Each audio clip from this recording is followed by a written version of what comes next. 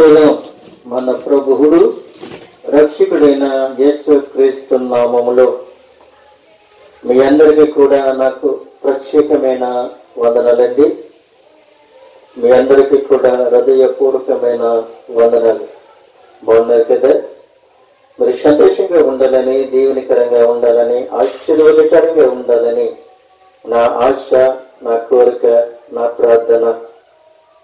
ప్రతిరోజు మీ కొరకు, మీ కుటుంబాల కొరకు, మీ బిడ్డల కొరకు దేవుని యొక్క దైవజనుడిగా నేను ప్రార్థన చేస్తూ ఉన్నాను. అయితే మనము ప్రతి వారము కూడా మరి దేవుని యొక్క వాక్యము రోమా పత్రికలో నుండి మనము ధ్యానించుకుంటూ ఉన్నాం. ప్రతి వారము కూడా రోమా పత్రికలో నుండి మొదటి అధ్యాయముల నుండి మనము ధ్యానించుకుంటూ ఉన్నాం. అయితే ఈరోజు మరి రోమా పత్రికలో నుండి మొదటి అధ్యాయము మరి 18వ వచనములో మనము ఈ రోజుని ధ్యానించుకోబోతూ ఉన్నాం. ప్రియమైన దేవుని యొక్క బిడ్డలారా, ఈ యొక్క రోమా పత్రిక మొదటి అధ్యాయము మరి 18వ వచనములో చాలా స్పష్టంగా పౌలు చేత ఈ యొక్క పత్రికను అందించారు. అయితే ఆ వాక్యాన్ని మనము చదువుకొని ప్రభుని మనము స్తుతించవలసిన వారమై ఉన్నాం. మీరు కూడా మీ పరిశుద్ధమైన గ్రంథాలని తెరిచినట్లయితే, పరిశుద్ధమైన గ్రంథాన్ని తెరిచినట్లయితే ఆ గ్రంథములో ఉన్న మాటలు మీరు కూడా చదివినట్లయితే అవి అందులో ఉన్నవో లేవో మీకు తెలుస్తాయని మీకు నేను తెలియపరుస్తూ ఉన్నాను. చూడండి ప్రియమైన దేవునికి బిడ్డలారా, రోమపత్రిక మొదటి అధ్యాయం 18వ వచనములో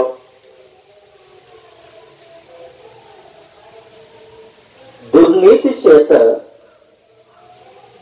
సత్యమును అడ్డగించు మనుష్యుల యొక్క సమస్త భక్తిహీనత మీద, దుర్నీతి మీదను దేవుని కోపము పరలోకము నుండి బయలుపరచబడుచున్నది అని ఈ యొక్క పత్రికలో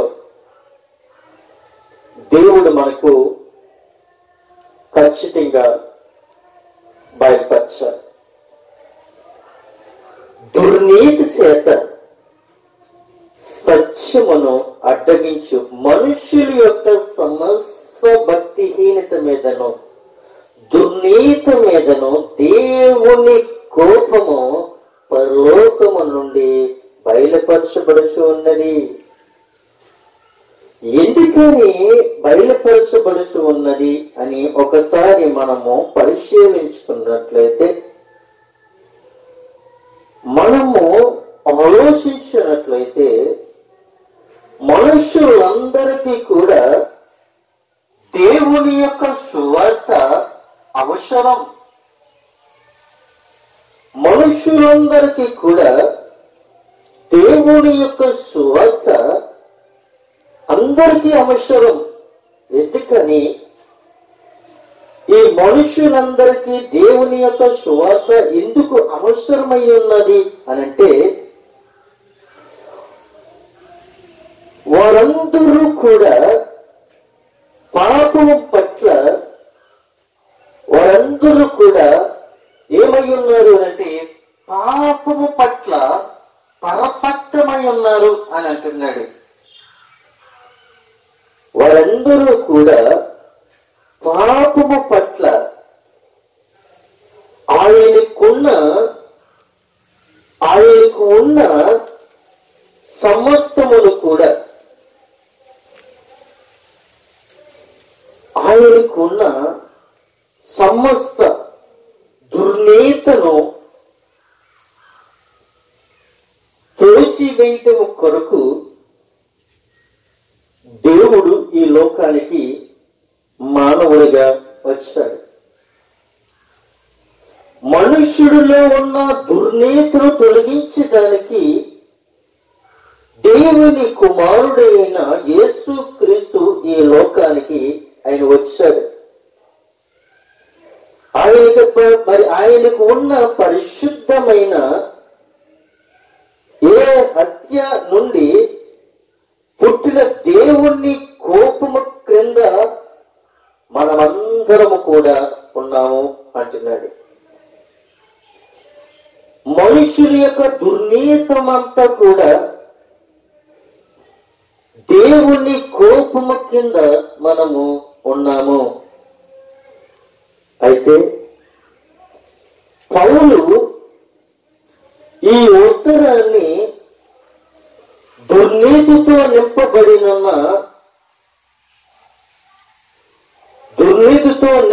ఉన్న గ్రీకు పట్టణమైన కొరింథు నుండి ఆయన ఈ పత్రికను రాశారు. గ్రీకు పట్టణము నుండి ఆయన రాసినట్లుగా మనం ఇక్కడ చూస్తూ ఉన్నాం. అందులో మానవాళి దేవుణ్ణి ఎరిగి ఆయనతో సహవాసము చేసి ఆయనకి వ్యతిరేకముగా తిరిగిన వ్యక్తులను మనము ఈ రోజున చూస్తూ ఉన్నాం. దేవుని కోపము ఎవరి మీద ఉన్నది అని అంటే అసత్యమును పలికిన వారును, అసత్యమును ఉన్నవారిని, సత్యమును ఉన్నవారిని అడ్డగించటము కొరకు ఈ అసత్యమైన వారు సత్యమును అడ్డగించుకుంటూ ఉన్నారు. అయితే ప్రియమైన దేవుని యొక్క బిడ్డలారా, సత్యమును అడ్డగించు మనుషుల మీద ఏమై ఉన్నదంటే సమస్త భక్తిహీనత మీద, దుర్నీతి మీద కోపము రగిలిపోతూ ఉన్నాడు పరిశుద్ధాత్మ దేవుడు.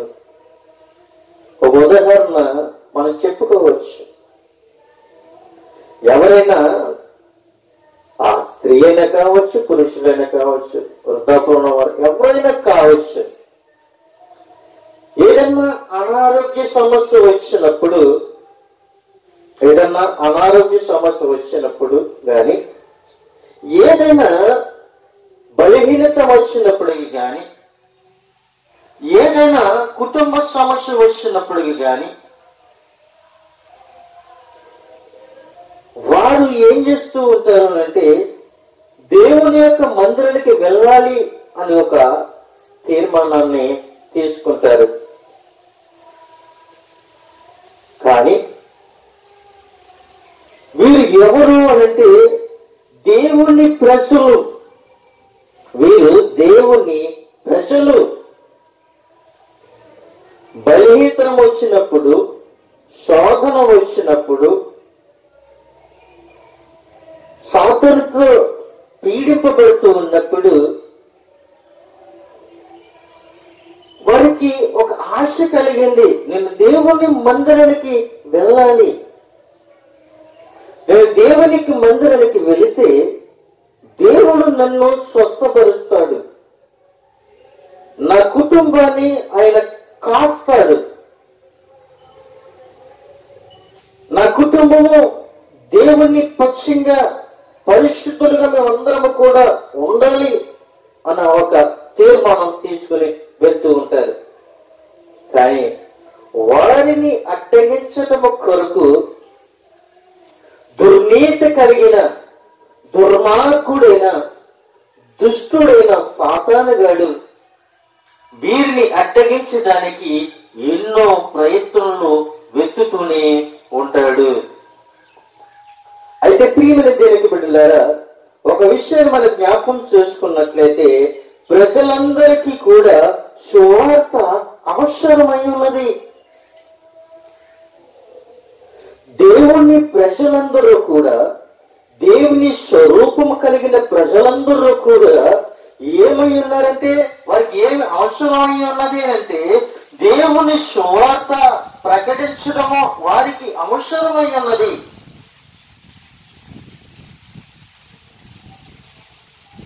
చదువు లేని వాడికి చదవమని బుక్స్ ఇస్తే వాడు చదవలేడు. జ్ఞానము లేని వాడికి గాని చదువు లేని వాడికి గాని ఒక బుక్స్ ఇచ్చి ఒరే అబ్బాయి ఈ బుక్స్ నువ్వు చదవరా అని అంటే వాడు చదవలేడు. ఎందుకనంటే వాడిలో చదువు లేదు. చదువులో కూడా వాడిలో ఏమి లేదు అనంటే జ్ఞానం లేదు. చదివాడు సరే, చదివినప్పటికీ కూడా వాడిలో జ్ఞానము లేదు. ఒక ఉదాహరణ మనం జ్ఞాపకం చేసుకున్నట్లయితే, తల్లిదండ్రులు తన పిల్లలని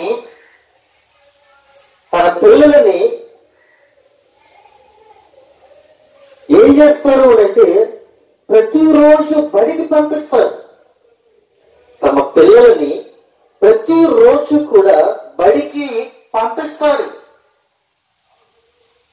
పంపించిన తర్వాత వాడు 1వ తరగతి నుండి 9వ తరగతి వరకు కూడా ఏదో ఒక విధంగా వాడు చదువుతాడు.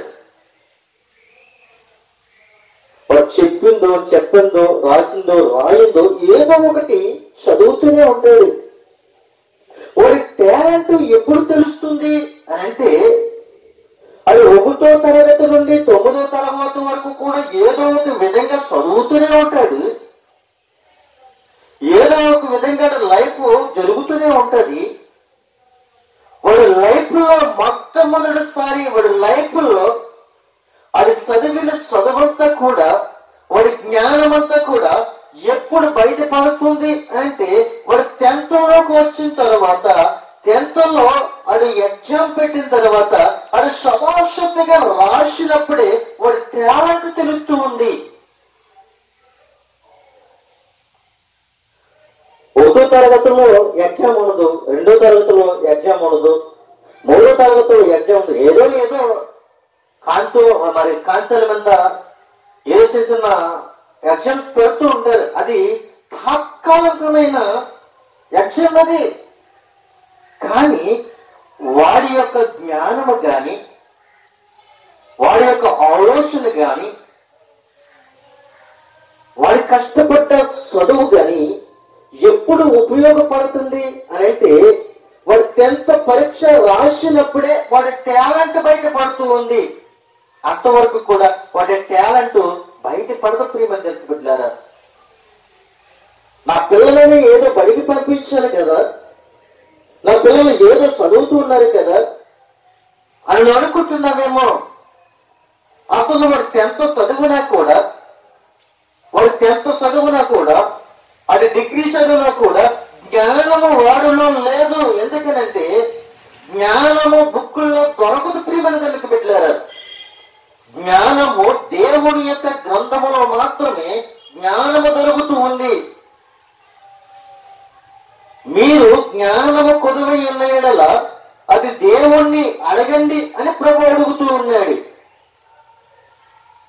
ఇది బుక్కులో జ్ఞానము కాదు, ఇది నీ తల్లిదండ్రుల యొక్క జ్ఞానము కాదు, నీ బంధుమిత్రుల యొక్క జ్ఞానము కాదు, నీ స్నేహితుల యొక్క జ్ఞానము కాదు. కానీ నీ యొక్క జ్ఞానము ఎప్పుడు ఉపయోగపడుతుంది అని అంటే, నీ జ్ఞానము ఎప్పుడు ఉపయోగపడుతుంది అని అంటే దేవుని యొక్క జ్ఞానము పొందుకున్నప్పుడు మాత్రమే ఆ జ్ఞానాన్ని ఉపయోగించుకుంటూ ఉన్నాం ఈ రోజుని. ఎందుకని మాటలు మీకు చెప్తూ ఉన్నారు అని అంటే, ఎందుకని ఈ విషయాన్ని మీకు చెప్తూ ఉన్నాను అంటే, ఒక టీచర్ ఒక బోర్డర్ స్కూల్ కి టీచర్ అయ్యింది, ఒక సండే స్కూల్ యొక్క బడికి టీచర్ అయ్యింది. 2 టీచర్లు అక్కడ పనిచేస్తూ ఉంది. ఒకటి బోర్డర్ స్కూల్ కి టీచర్ అయ్యింది, రెండోది దేవుని యొక్క బడికి టీచర్ అయ్యింది. స్కూల్ కి టీచరే, కానీ అక్కడ పాఠాలు నేర్పుతూ ఉంది. స్కూల్లో పాఠాలు నేర్పుతూ ఉంది, బుక్స్ లో ఉన్నవి నేర్పుతూ ఉంది. కానీ ఆదివారం వచ్చిన తర్వాత దేవుని యొక్క బడిలో అదే పిల్లలకి దేవుని యొక్క వాక్యము, దేవుని యొక్క జ్ఞానాన్ని, దేవుని యొక్క వాక్యాన్ని కంఠస్వాన్ని పట్టించినప్పుడు అది వారిని పట్టుకుంది. ప్రియమైన దేవుని బిడ్డలారా, అయితే ఒక రోజుని ఆ టీచర్ గారికి దగ్గరగా 70 సంవత్సరాలు 80 సంవత్సరాలు వచ్చేసి బడిలో టీచర్ గా పనిచేసింది. దేవుని యొక్క బడిలో అనగా సండే స్కూల్లో బిడ్డల్ని నడిపించింది, సంరక్షించింది, దేవుని యొక్క జ్ఞానముల వాళ్ళని నడిపించింది. అంటే స్కూలు జ్ఞానాన్ని నేర్పలేదు, కానీ దేవుని యొక్క వాక్యము జ్ఞానాన్ని బోధించింది. స్కూల్లో వారికి బోధించి ఆ వచ్చిన డబ్బులతో తన కుటుంబాన్ని పోషించుకుంది. కానీ దేవుని యొక్క బడిలో దేనిని కూడా ఆమె ఆశించలేదు. డబ్బులని ఆశించకుండా ఆ యొక్క సండే స్కూల్ పిల్లలందరినీ కూడా సంరక్షించి ఒక మార్గంలో బిడ్డలందరినీ కూడా నడిపించి వాళ్ళని తీర్చిదిద్దింది ఆ టీచర్. ఒక రోజు 80 సంవత్సరాలు వచ్చేసినాయి, ఆమె రిటైర్మెంట్ అయిపోయింది. అయితే ఒక రోజుని ఆ ప్రభుత్వం వారును, ఆ సమాజంలో ఉన్న వారందరూ కూడా గుర్తించి, మా పిల్లలు ఎంత జ్ఞానంతో మాట్లాడటానికి కారణము, ఎంత సంతోషంగా ఉండటానికి కారణము, ఈమె చదువు చెప్పిన మాటలను బట్టి వీళ్ళు అభివృద్ధిలోకి వచ్చారని ఆమెను సన్మానించటానికి ప్రజలందరూ కూడా, అధికారులతో అందరూ కూడా వచ్చి ఒక స్టేజ్ వేసి ఆమెను కుర్చీలో కూర్చోబెట్టి ఆమెను సన్మానించడానికి ముందుగా ఒక అధికారి పైకెక్కి అంటూ ఉన్నాడు, ఈమె మీకందరికీ కూడా బోధించింది కదా, ఈమె మీ అందరికీ కూడా స్కూల్లో బోధించింది కదా, ఈమె పట్ల మీరు గొప్ప ఒక స్టేట్మెంట్ మీరు ఇవ్వండి అని ఆ చదువుకున్న పిల్లలందరినీ కూడా, స్కూల్లో చదువుకున్న పిల్లలందరినీ కూడా పిలిచారు. కానీ ఎవరు కూడా ఆ టీచర్ గారికి మా టీచర్ గారు ఎంతో చక్కనైన చదువు, ఇన్ని పాఠాలు మాకు నేర్పిందన్న విషయాన్ని ఎవరూ చెప్పలేదు. కానీ ఎక్కడైతే దేవుని యొక్క బడిలో, ఎక్కడైతే సండే స్కూల్లో ప్రారంభించి ఆ బిడ్డలందరినీ కూడా సంరక్షించి దేవుని వైపుకి నడిపించి మంచి జ్ఞానంతో నడిపించిన ఈ యొక్క బిడ్డలందరూ కూడా వేరే వేరే ప్రాంతాలలో ఉన్నారు, వేరే వేరే జాబుల్లో ఉన్నారు. ఒకడేమో కలెక్టర్ అయి ఉన్నాడు, ఒకడేమో ఐపీఎస్ అయి ఉన్నాడు, ఒకడేమో ఎస్ఐ అయి ఉన్నాడు, ఒకటి కానిస్టేబుల్ అయి ఉన్నాడు. అంటే దేవుని యొక్క బడిలో చదువుకున్న వారందరూ కూడా ఏమై ఉన్నారు అని అంటే, వారి జీవితంలో సెటిల్ అయ్యారు, జ్ఞానముతో పరిపాలిస్తూ ఉన్నారు. కానీ స్కూల్లో చదువుకున్న వ్యక్తులు ఏదో అరామోరో వారు జ్ఞానంతో నడుస్తున్నారు, కానీ సాక్ష్యం చెప్పలేకపోయారు. కానీ ఈ వార్త ఏంటి అని ఆమె దగ్గర నేర్చుకున్న, సండే స్కూల్లో నేర్చుకున్న ఈ యొక్క ఐఏఎస్ కలెక్టర్ ఈ వార్త విని అక్కడికి వచ్చాడు. ఈమె స్టేజ్ మీదకి వచ్చింది, ఆ కలెక్టర్ గారు వచ్చారు, కూర్చున్నారు. అక్కడ కూర్చుని ఆ కలెక్టర్ గారు ఆ సండే స్కూల్ నడిపించిన టీచర్ వైపుకి చూస్తూ దుఃఖపడుతూ ఈమె కొరకు నేను సాక్ష్యం చెప్పాలి అని ఒక తీర్మానం తీసుకున్నాడు. ఆ యొక్క గవర్నమెంట్ స్కూల్ ఎంప్లాయ్ అందరూ కూడా ఈమె నిమిత్తము మీరేమి కూడా సాక్ష్యం చెప్పలేరా అని అడుగుతూ ఉన్నప్పుడు ఆ సండే స్కూల్ నేర్చుకున్న విద్యార్థి, దేవుడి యొక్క జ్ఞానాన్ని పొందుకున్న విద్యార్థి ఐఏఎస్ అయి ఉన్నాడు కాబట్టి పక్కని వచ్చి నేను చెప్తాను ఈ సాక్ష్యము అని చెప్పారు. ఏంటి ఆ సాక్ష్యము అని అంటే, ఈమె స్కూల్లో బోధించేది ఆదివారము దేవుని యొక్క బడిలో మాకు బోధించింది. మేము స్కూల్లో ఏమీ నేర్చుకోలేదు కానీ దేవుని యొక్క బడిలో మేము నేర్చుకున్నాం. మేము ఎలాగా నడవాలో, ఎలాగా మేము నడిపింపబడాలో, ఎలా మేము మాట్లాడాలో, మేము ఎక్కడ కూర్చోవాలో, ఎక్కడ లేగవాలో మేము దేవుని యొక్క బడిలో మేము నేర్చుకున్నాం. ఆమె చెప్పిన ప్రతి మాట కూడా నేను విన్నాను. ఆమె చెప్పిన ప్రతి మాట కూడా దైవికంగా చెప్పింది. అందుని బట్టి ఈ రోజుని ఆనాడు చెప్పిన వాక్యము ఈ రోజు నీకు నాకు గుర్తుంది. దుష్టులు ఆలోచన చొప్పున నడవక, పాపుల మార్గమున నిలవక, అపహాసులు కూర్చున్న చోటులో కూర్చుండక, దీవారాత్రులు ధ్యానించేవాడు ధన్యుడు. ఇది మా టీచర్ నేర్పింది. ఇది నేర్పింది, ఈ వాక్యాన్ని నా జీవితాన్ని మార్చింది. ఈ రోజుని నేను ఐఏఎస్ కలెక్టర్ గా ఒక ప్రాంతానికి నేను ఉన్నాను. ఈమె పట్లే నేను ఈ రోజుని ఒక స్థాయిలో ఉన్నాను అని సాక్ష్యం చెప్తాను. ప్రియమైన దేవుని బిడ్డలారా, స్కూల్లో నీకు బుక్స్ జ్ఞానం నేర్కొచ్చేవో గాని దేవుని యొక్క బడిలో నీ జీవితాన్ని మారుస్తుంది. అందుకే శక్తి బిడ్డలు మొదలుకొని వృద్ధాపం ఉన్న ప్రజలందరికీ కూడా, అనగా దేవుని ప్రజలందరికీ కూడా ఏమి అవసరమై ఉన్నది అనంటే సువార్త అవసరమై ఉన్నది. సువార్త అవసరము. సువార్త అనగా క్రీస్తును ప్రకటించడము. ప్రకటించేవాడు లేకపోతే వినేవాడు వాడు ఏం వింటాడో వాడికి తెలీదు. ప్రియమైన దేవుని బిడ్డలారా, అంటే ప్రజలందరికీ సువార్త అవసరమై ఉన్నది. ఏమి అవసరమై ఉన్నది అని అంటే, ప్రజలందరూ కూడా పాపమనే బానిసత్వం క్రింద ఉన్నారు. ప్రజలందరూ కూడా పాపమనే బానిసత్వము కింద ఊగిచలాడుతూ ఉన్నారు. ప్రజలందరూ కూడా పాపమనే ఉనికిడిలో ముగ్గుపోతూ ఉన్నారు. ప్రజలందరూ కూడా పాపమనే నరకములో కొట్టిమిట్లాడుతూ ఉన్నారు. ఈ రోజుని సంటి బిడ్డలు మొదలుకొని వృద్ధాపం ఉన్న ప్రతి ఒక్క బిడ్డలని జ్ఞాపకం చేసుకున్నట్లయితే సంటి బిడ్డల నోట్లోనూ దుర్భాషలే, యమునస్తుల్లోనూ దుర్భాషలే, వృద్ధాపం ఉన్న వారు కూడా దుర్భాషలే. దేవుడు దుర్భాషల్ని అసహాయించండి, దూర్పరచండి అని ప్రభు సెలవిస్తూ ఉన్నాడు.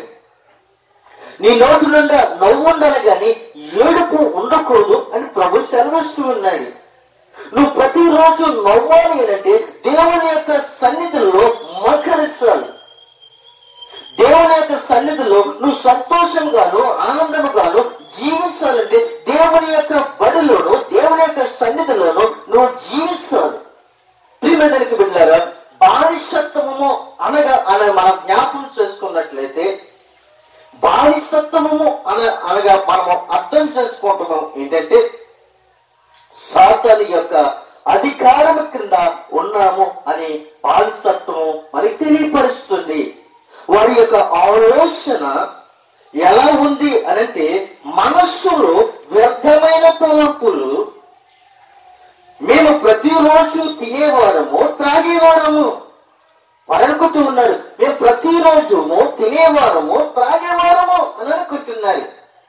కానీ ఇక్కడ మనం చూస్తున్నట్లయితే బానిసత్వము ఎక్కడి నుంచి మనకి మొదలయ్యింది అని అంటే ఆదిలో నుండి మనకు మొదలయ్యింది. ఆదిలో నుండి మనకు మొదలయ్యింది. ప్రియమైన దేవుని బిడ్డలారా, ఇక్కడ చూసినట్లయితే ఐగుప్తు దేశము బాగుంది, రాజు హింసించిన బాగుంది, వారు చేసిన వారి వ్యక్తి సేకరణ చేయించిన కూడా అది బాగుంది.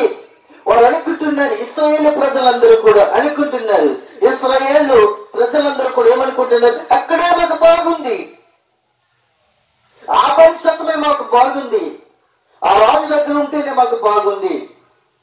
ఆ రాజు హింసించేవాడు, ఆ రాజు కొట్టేవాడు, ప్రతిరోజు కూడా చాలా హింసించేవాడు. ఐగుప్తు దేశంలో ఇశ్రాయేలు ప్రజలందరినీ కూడా ఒక బానిసత్వంగా చూసుకున్నాడు. కానీ మన దేవుడు ఆ బానిసత్వంలో నుండి విడుదల చేసి, బానిసత్వంలో నుండి మనల్ని విడుదల చేసి దేవుని యొక్క రక్తం ద్వారా మనల్ని కడిగి ఆయన కృప కిందకి మనకి లాక్కున్నాడు. బానిసత్వంలో ఉన్న మనలందరినీ కూడా బయటికి తీసుకుని వచ్చి యేసు క్రీస్తు రక్తము ద్వారా మనల్ని కడిగి ఆయన కృప కిందకి మనల్ని లాక్కున్నాడు. ఆయన రెక్కల చోటున మనల్ని భద్రపరిచాడు. సాతాను గాడు అనేకమైన కుయుక్తులు వెతుకుతూ ఉన్నాడు, వాడు లాగటం కొరకు అనేకమైన కుయుక్తులు వెతుకుతూ ఉన్నాడు. ప్రియమైన దేవుని బిడ్డలారా, ఈ మాటలు మనం చూస్తున్నట్లయితే నిర్గమకాండలో ఆ మాటలు మనకు కనబడుతుంటాయి. ఇశ్రాయేలు ప్రజలందరూ కూడా 6 లక్షల కాలబలము ఆ ఐగుప్తు దేశంలో ఏమై ఉన్నారంటే బానిసత్వములో కొట్టుమిట్టలాడిపోతూ ఉన్నారు, బానిసత్వములో మూలుగుతూ ఉన్నారు. వాళ్ళకి కడుపు నిండా తృప్తైన భోజనము ఉండేది కాదు. ప్రతిరోజు కూడా వారి చేత ఎట్టి సేకరణ చేయించుకునేవారు. వారు వారి మట్టి తొక్కు కావాలి, వారు వారి గట్టి తొక్కు తీసి తెచ్చుకోవాలి, వారు వాళ్ళే అన్ని కూడా తీసుకుని వచ్చి మట్టి తొక్కి వారి ఇటుకలు తీసి రాజ్యాన్ని కట్టాలి. చాలా కష్టపడేవారు. కానీ ఈ బానిసత్వములో నుండి విడిపింపజేయటానికి ఒక నాయకుడిని ఆ యొక్క ప్రజలలో నుండి తీసుకుని వచ్చాడు. ఆయనే మోషే. ఆ బానిసత్వంలో తీసుకుని రావడానికి ఎన్నో శ్రమలు పడ్డాడు, ఎన్నో ఇబ్బందులు పడ్డాడు, ఎన్నో అద్భుత కార్యాలు చేశాడు, ఎన్నో ఆశ్చర్యకార్యాలు చేశాడు, ఎన్నో సూచక్రియలు చేశాడు. ఆ బానిసత్వంలో నుండి వాళ్ళందరూ కూడా విడిపింప చేయటానికి. ప్రియమైన దేవుని బిడ్డలారా, మన దేవుడు మహిమ గల దేవుడు, మన దేవుడు శక్తి గల దేవుడు, మన దేవుడు ఊహించలేనిది కూడా ఊహించే రీతిలో ఆయన తీసుకొచ్చే దేవుడు. ప్రియమైన దేవుని బిడ్డలారా, అయితే పౌలు మనం జ్ఞాపకం చేసుకున్నట్లయితే ఈ ఉత్తరాన్ని కూడా గ్రీకు పట్టణమైన కొరింథు నుండి రాసినట్లుగా మనం చూస్తున్నాం. పౌలుకు దేవుని ప్రజల పట్ల ఉన్నత బాధ్యత ఎంత గొప్పది. పౌలు ఎక్కడ కూడా దేనిని కూడా ఆశించలేదు. ఇది కష్టమే, నష్టమే, వేదనే, శోధనే అని ఆయన వెనకడుగు వేయలేదు. పందెంలో పరిగెట్టడానికి, ఓపికతో పరిగెట్టడానికి, గురు యొద్దకు పరిగెట్టడానికి ఎంతో శ్రమించి ప్రభు వైపుకే పరిగెత్తాడు. ప్రియమైన బిడ్డలారా, ఈ రోజుని నువ్వు గురు యొద్దకే పరిగెట్టాలి గాని వెనక్కి పరిగెట్టకూడదని ప్రభు సెలవిస్తున్నాడు. ఒక యజమానుడు తన నాగలతో తన యొక్క భూమిని దున్నేటప్పుడు ఏం చేయాలి? నాగల పట్టుకున్నప్పుడు తిరిగి వెనక్కి చూడకూడదు. ప్రియమైన బిడ్డలారా, దుక్కు తిన్నవాడు ఎదరికే దున్నాడే తప్ప గాని వెనక్కి తిరిగి మనము చూడకూడదు అని ప్రభు సెలవిస్తూ ఉన్నాడు. ఈ రోజుని వాక్యమనే నాగలను పట్టుకున్నవేమో, వాక్యమనే ఖడ్గను పట్టుకున్నవేమో, తిరిగి ఎవరైనా ఏదన్నా అనుకుంటారేమో నువ్వు అనుకుంటున్నావేమో, ఇవన్నీ విడిచిపెట్టి, ఇవన్నీ కూడా విడిచిపెట్టే, ఇవన్నీ కూడా ఈ లోక సంబంధమైన ఆశలన్నీ కూడా విడిచిపెట్టే, లోక మర్యాదలన్నీ కూడా విడిచిపెట్టే, లోకనాథుడైన సాతాన్ని విడిచిపెట్టే. నువ్వెక్కడికి రావాలంటే గురువు యొద్దకే పరిగెట్టాలి. దావీదు చిన్నవాడే, ప్రియమైన దేవుని బిడ్డలారా, దావీదు బాలుడే. కానీ అపవాది అయిన గొలియాతుని ఒక రాయితో పడగొట్టినట్లుగా మనం చూస్తూ ఉన్నాం. దావీదు చిన్నవాడని అనుకుంటున్నావేమో, ఆ చిన్నవాడే రాజ్యానికి రాజు అయ్యాడు. ప్రియమైన బిడ్డలారా, నీవును నేను కూడా ఎక్కడికి పరిగెత్తాలంటే దేవుని యొక్క మందిరానికి మనము పరిగెట్టాలని ప్రభు సెలవిస్తూ ఉన్నాడు.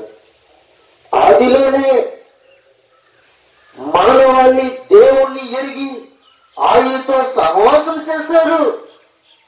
నిజమే, ఆదిలోనే మానవాళ్ళు అనగా ఆదాము అవ్వ దేవునితో సహవాసం చేస్తారు. ఆది కాండము 3వ అధ్యాయము 8వ వచనంలో నువ్వు చదువుకున్నట్లయితే అక్కడ మనకి తెలుస్తుంది మానవాళ్ళు ఎలా దిగజారిపోయారో.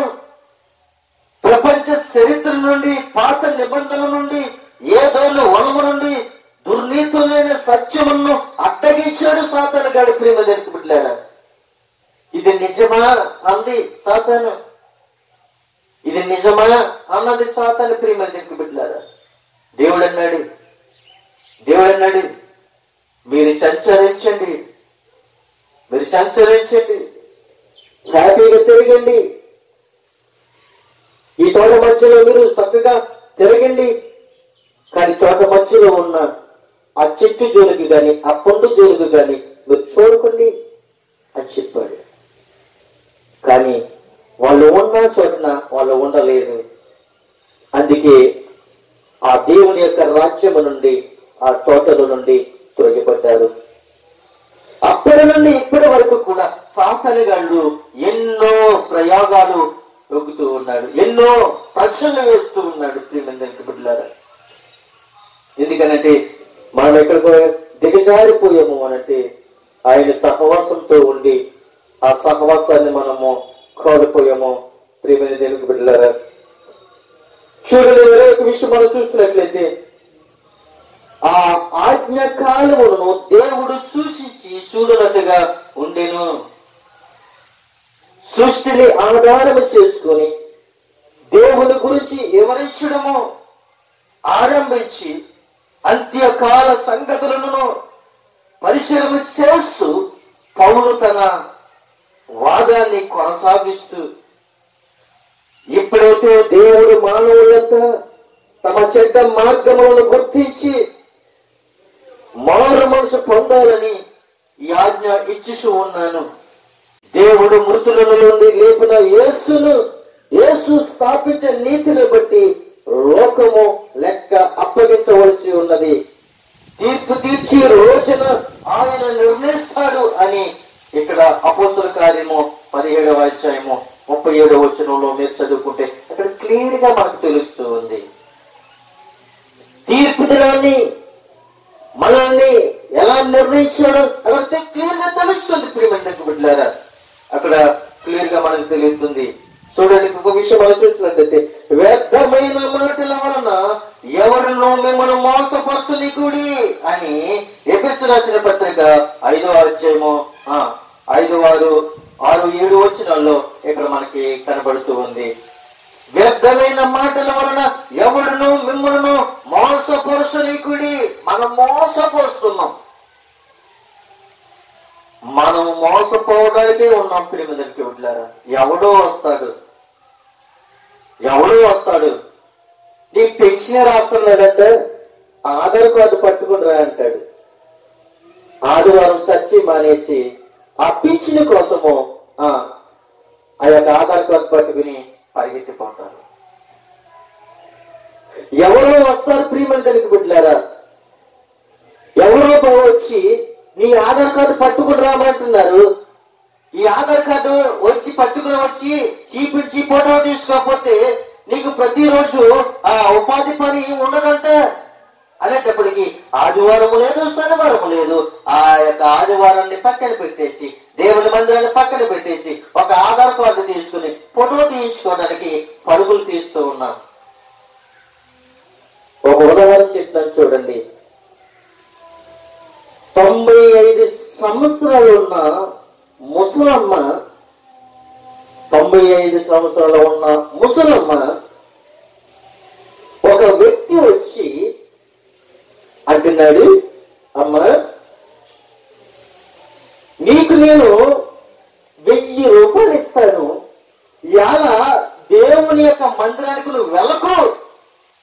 ఎలా ఆదివారం కదా, ఈ ఆదివారం నువ్వు దేవుని యొక్క మందిరానికి వెళ్ళకు, 1000 రూపాయలు ఇస్తాను అని ఆ యొక్క వ్యక్తి అన్నప్పుడు ఆ ముసలమ్మ అంటుంది ఆ ముసలమ్మ, సాతాను గాడు కూడా నన్ను మోసగించడానికి నిన్ను పంపించాడా? డబ్బుని వెలవేయడానికి నిన్ను పంపించాడా? నేను డబ్బుకు లోబడిపోతాను అనుకున్నావా? నేను దేవుని యొక్క మందిరానికి మానను. 95 సంవత్సరాలు ఉన్న ముసలమ్మ 3 సార్లు ఆ వ్యక్తి రెట్టించాడు. 1000 రూపాయలు ఇస్తాను అన్నాడు. 1000 కాదు, నువ్వు కొన్ని కోట్ల రూపాయలు ఇచ్చినా కూడా నా దేవుని మందిరాన్ని విడిచిపెట్టను, ఆ దేవుని యొక్క మందిరాన్ని విడిచిపెట్టను. సాతాను గాడు నన్ను మోసగించడానికి, ఈ దేవుని యొక్క మందిరాన్ని ఆదివారం నన్ను తప్పించడానికి నిన్ను పంపించాడా? సాతాను గాడు నీలో ఉండి నా దగ్గరికి పంపించాడా? ఓయ్ సాతానా, 1000 రూపాయలకు నేను లొంగిపోను, 1000 రూపాయలకు నేను లొంగిపోను, నా దేవునికి లొంగాను. నా దేవుడి యొక్క సన్నిధిలో కూర్చోవడానికి దేవుడు నాకు మంచి ఆరోగ్యము, ఆయుష్ నాకు ఇచ్చాడు. ఈ 1000 రూపాయలకు నేను లొంగిపోయి నీ యొద్దకు నేను రాను.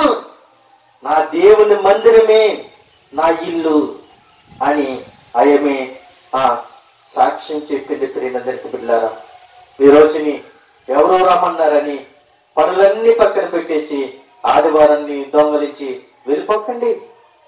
ఎవరు 1000 రూపాయలు ఇస్తున్నారంట, 1000 రూపాయల కొరకు నువ్వు ఆధార్ తారీఖు పట్టుకుని ఆదివారం రోజుని పరుగులు తీకు. ఆదివారం రోజుని ఆరాధన విడిచిపెట్టి నువ్వు వెళ్ళావంటే ఆశీర్వాదం కోల్పోతున్నావు.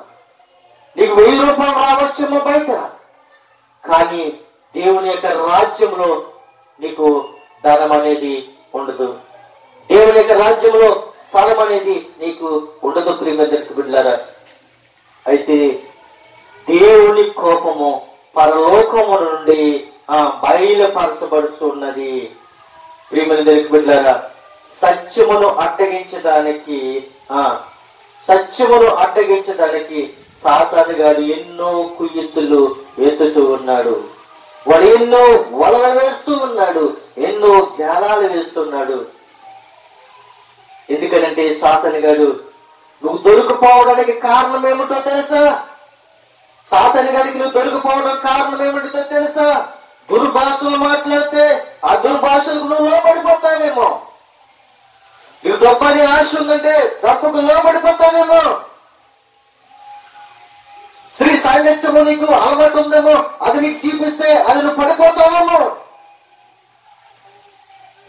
వ్యర్థమైన సినిమా తలంపులు నీకుంటే ఆ సినిమాలు చూపించినప్పుడు దేవుని మందిరాన్ని దొంగలిస్తావేమో.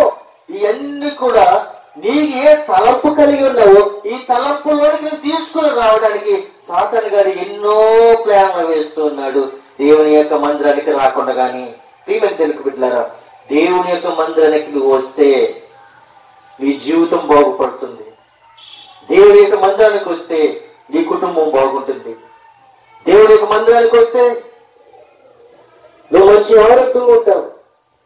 దేవుని మందిరానికి వస్తే దేవుడు మంచి జీవితాన్ని ఇస్తాడు. ప్రియమందరికి బిడ్డలారా, అయితే నువ్వు అనుకుంటూ ఉన్నావేమో ఈ రోజుని దేవుని మందిరానికి వెళ్ళకుండా ఆటంకపరుస్తున్నావేమో. దేవుని యొక్క మందిరాన్ని ఆటంకపరుచుకుండగా దేవుని యొద్దకు నువ్వు వచ్చినట్లయితే దేవుడు నిన్ను ఎంతగానో దీవిస్తాడు. ప్రియమందరికి బిడ్డలారా, ఎందుకని ఈ మాటలు మీకు చెప్తూ ఉన్నానంటే పరలోకం నుండి భూలోకానికి దేవుని యొక్క కోపము మన మీద ఉండకుండా ఉండాలి అని అనుకుంటే మనమందరము కూడా సత్యముతో మాట్లాడాలి, సత్యాన్ని బోధించాలి, సత్యమైన మాటలు మనం మాట్లాడి సత్యమైన మార్గంలో మనం నడవాలి, సత్యమైన జీవితాన్ని మనము జీవించాలి. అప్పుడే దేవుని కుమారులుగాను కుమార్తెలుగాను ఉంటామని కోరుకుంటూ నా మాటలను ముగిస్తూ ఉన్నాను. కొద్ది మాటలు దేవుడు దీవించిన గాక. ఇక్కడ ప్రియమందరికి బిడ్డలారా, మనము మూడు విషయాలు మనం చూస్తాం. ఏంటి అంటే, దేవుని కోపము పరలోకము నుండి బయలుపరచబడుతూ ఉన్నది. రెండవగా, ఆదిలోని మానవాళి దేవుని ఎరిగి ఆయనతో సహవాసం చేసి దేవునికి దూరం అయిపోయారు. ప్రియమైన దేవునికి బిడ్డలారా, మూడవదిగా మనం చూసినట్లయితే, ఆ ఆజ్ఞాకాలమున దేవుడు చూసి చూడనట్టుగా ఉన్నాడు. నాలుగో విషయంగా మనం చూసినట్లయితే, వ్యర్థమైన మాటల వలన ఎవడునో మిమ్మను మోసపరచనీకుడి అని ఎఫెసీయులకు రాసిన పత్రిక 5వ అధ్యాయము 6-7 వచనాల్లో మనము నేర్చుకున్నాం. ప్రియమైన బిడ్డలారా, మనము రోమా పత్రికలలో నుండి 1వ అధ్యాయము 18వ వచనములో కొన్ని మాటలు మనము ధ్యానించుకున్నాం. ఈ మాటలు దీవెనకరంగా ఆశీర్వాదకరంగా ఉండాలని కోరుకుంటూ నా మాటలు ముగిస్తూ ఉన్నాను. కొద్ది మాటలు దేవుడు దీవించును గాక. ఆమేన్. అందరికీ హృదయపూర్వకమైన వందనాలండి.